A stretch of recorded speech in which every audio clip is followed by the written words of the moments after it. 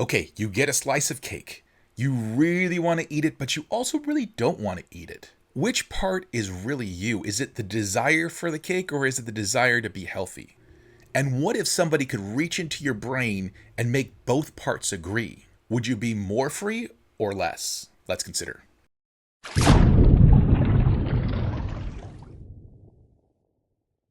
Hello, philosophers. I'm Chico. Welcome to the Philosopher's Show, where we consider the greatest questions of human history. In this playlist, we have already looked at Frankfurt cases that were meant to show that in order to be free, we don't need alternative possibilities. We don't need to be able to do otherwise than we actually did. We saw powerful responses on both sides, such as the dilemma defense and Pereboom's tax evasion case. But the biggest takeaway from that debate was a shift away from alternative possibilities. Now, philosophers ask less, is it the case that I have alternative possibilities that make me free? And more, am I the ultimate source of my actions?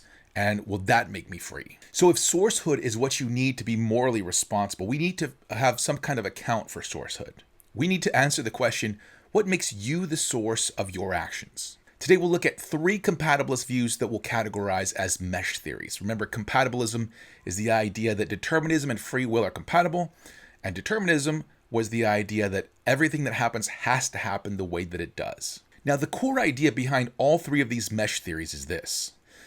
Your action is free when the relevant mental states mesh together or harmonize in the right way. You're the source of your actions when it flows from who you really are. So our first mesh theory is Frankfurt's hierarchical theory. And it starts with really a basic observation, which is that not only do humans have desires, but we have desires about our desires. First order desires, Frankfurt says, are desires to do things, such as, I want to eat the cake, I want to smoke. But second order desires are desires about desires, such as, I want to exercise. I wish I didn't want to smoke. Then second order volitions, the desire that a particular first order desire be effective, that it actually move you to act. This is what Frankfurt calls the will. And he makes a key distinction, freedom of action versus freedom of the will. Freedom of action is doing what you want to do, but even animals have that. They just go out and do whatever they want to do. Freedom of the will is wanting what you want to want. And this is distinctly human. So take three cases. First, the unwilling addict. He wants to take that drug. He's got a first order desire, but he also has a second order volition. He wants the desire not to take the drug to be his will. Now, let's say the addiction overpowers him. He takes the drug anyway. He is not free. And notice he's not free because he takes the drug, again, against his will. Whereas consider the willing addict. He wants to take the drug. He has a first order desire and he has a second order volition. He actually endorses that desire. He wants it to be his will. He takes the drug, he is free. His will is exactly what he wants it to be. Compare those two with the wanton. He also wants to take the drug, has that first order desire, but he has no second order desire at all. He doesn't care which desires move him. He just acts on whatever desire is the strongest. Frankfurt says that the wanton is not a person in the relevantly moral sense. He would be more like a young child, like a very young child or an animal. Now, there are some difficulties for this view. The first objection comes from philosopher Gary Watson, and it's the regress problem. Why should second order desires have any special authority over first order desires? After all, second order desires are just desires. What if your second order desires are themselves unfree or manipulated? You'd actually need third order desires to endorse those second order desires. But then what about those? You would need fourth order desires and so on and so forth, back to infinity. Frankfurt responds that at some point, the agent just identifies with the desire. No further endorsement is needed. This is what he calls wholeheartedness, a state where you have no conflicts at any level of your hierarchy. Now, philosophers point out that this seems to just assert that the regress stops. It doesn't actually solve it. It doesn't explain why it stops. What makes decisive identification any different from a desire at any particular level? The regress threatens to show that the hierarchy has no principled foundation. Another problem is the happy slave. What if you have somebody who was so brainwashed, upbringing-wise and environment-wise, that he's actually happy being a slave? He endorses being a slave. He wants to be a slave. On Frankfurt's view, that would be wholehearted. And it would make his mesh perfect, meaning that his desires would mesh together perfectly. Remember, this is called mesh theory. On Frankfurt's theory, he's free. But something about that doesn't sit right. This person was engineered by his oppressors. Now, Frankfurt could say what really matters is the current structure of his will, not its causal history. Maybe he could even say that this is a case where moral responsibility and free will separate. This person is actually free, but they're not responsible. Of course, that would take a lot more argumentation. Frankfurt does seem to be onto something, though. There does seem to be a difference between being moved by desires that are alien to you, desires that seem to just come from nowhere that you didn't want, and desires that you actually endorse. So let's see how the other mesh theories fare. Next is Gary Watson's valuation theory. He thinks that Frankfurt was right and that we need to have some kind of mesh. But his second order desires are really just nothing more than more desires. And why should one desire have authority over another one? Watson's alternative distinguish between two fundamentally different systems in the agent. There's the motivational system, what you're moved to do, appetites, impulses, urges, desires. This system pushes you towards action.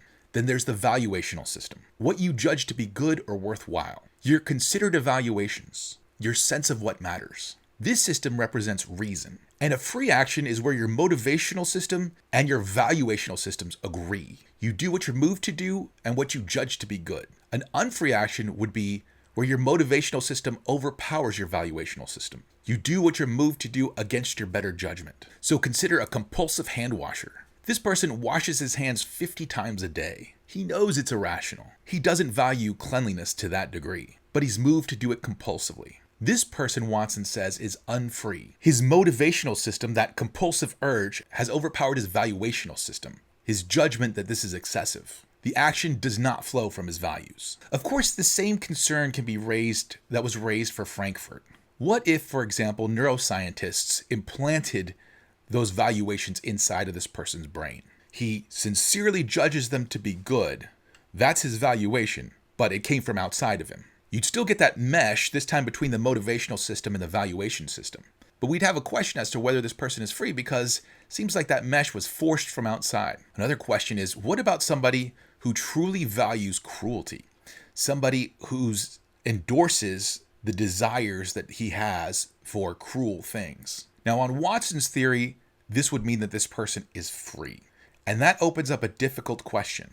Does free will require correct values? Remember on a previous video, we looked at Susan Wolf's view. She argued that in order to be truly free, you have to be able to act in accordance with the true and the good. Freedom isn't just harmony. It's harmony oriented towards what is actually objectively valuable. Now, of course, the objection will go, well, who are you to say what's objectively valuable? But then Susan Wolf doesn't really need to answer that question. She doesn't have to say what is objectively valuable. She just has to say there is something that is valuable out there, objectively speaking, whatever that is. In order to be free, you need to be aligned with that objective value. Now we'll look at Michael Bratman's planning theory. This starts from a distinctive observation. Human beings are not just desirers, we're planners. We don't just act on whatever desire is strongest in the moment. We form plans, policies, long-term commitments that structure our agency over time. So first, plans and intentions. These are future-directed commitments that structure your decision-making. Unlike mere desires, plans resist reconsideration.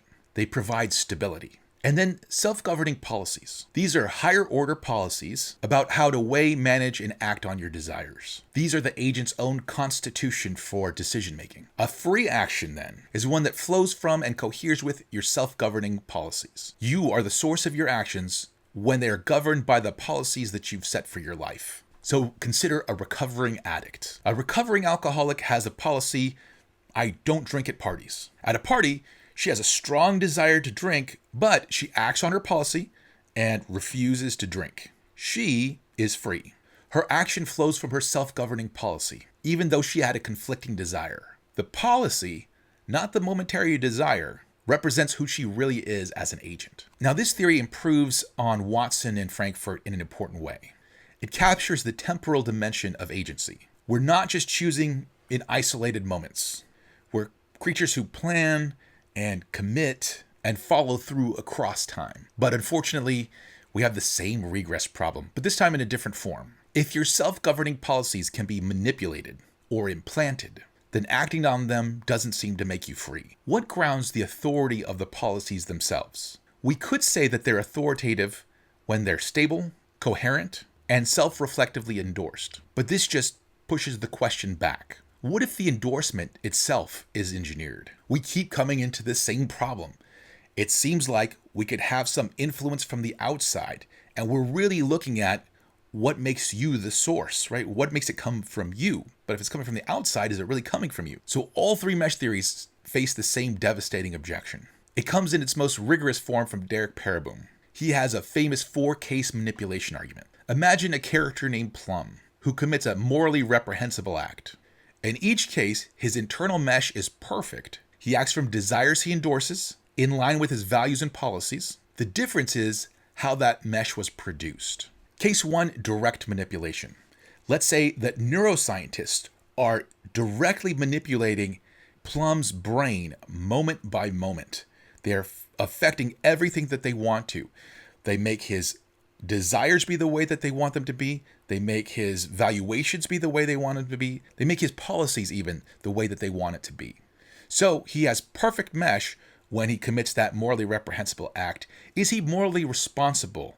Pereboom is a guy that will say that moral responsibility and freedom are basically the same thing. So we ask, is he morally responsible?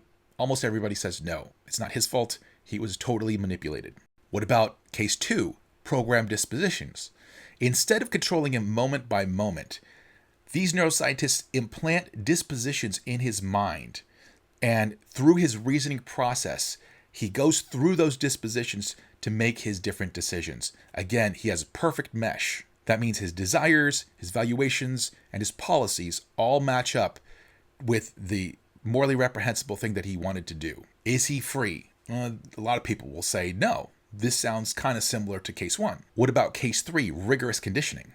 Plum's character was shaped by an intentional program of conditioning and upbringing. He was almost designed by others to have the character that he has, and through that character, he makes the decision he makes. Is he morally responsible? This is a little bit trickier. It's harder to say, but it does seem kind of similar to case 2. But then consider case 4, ordinary determinism. Plum lives in a deterministic universe. His character is shaped by genetics, environment, upbringing, and the causal history of the universe. He acts through his character and his own reasoning. His mesh is perfect. Is he morally responsible? Well, this is just ordinary life under determinism. But notice, case 1 is very similar to case 2, which is very similar to case 3, which is very similar to case 4. In other words, there's this sort of vagueness between the cases. So Pereboom says if he's not morally responsible in case 1, then he shouldn't be morally responsible in case 4. Now, one strategy that compatibilists could have to respond to this. Remember, compatibilists are saying that free will and determinism are both compatible with each other, is to deny there is a relevant difference, particularly between cases 2 and 3 and case 4. In case 4, no one intended for Plum to have the character that he had. The causal history is impersonal. So maybe it was that intentional manipulation that was the problem. But of course, why should intentions matter? According to these mesh views, as long as you have that mesh, it really shouldn't matter if it's neuroscientists manipulating you or the Big Bang. What matters is that you are the source. And in both cases, you're not the ultimate source. Some compatibilists will just bite the bullet.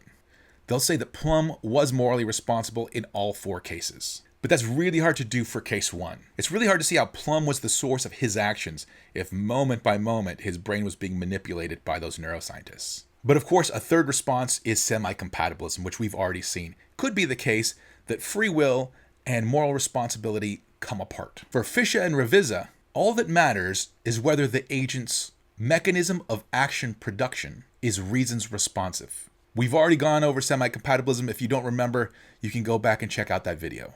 So mesh theories seem to capture something real. The difference between acting on desires that seem alien to you and acting on desires that you actually endorse. But they all face that manipulation problem. So maybe compatibilism needs more than just mesh, or maybe incompatibilism is correct. This moves us towards an important question. What does it mean to be the ultimate source of your actions? And is that even possible? Subscribe and hit the notification bell for more free will videos. And don't forget to like and comment, and I'll see you in the next video. Adios.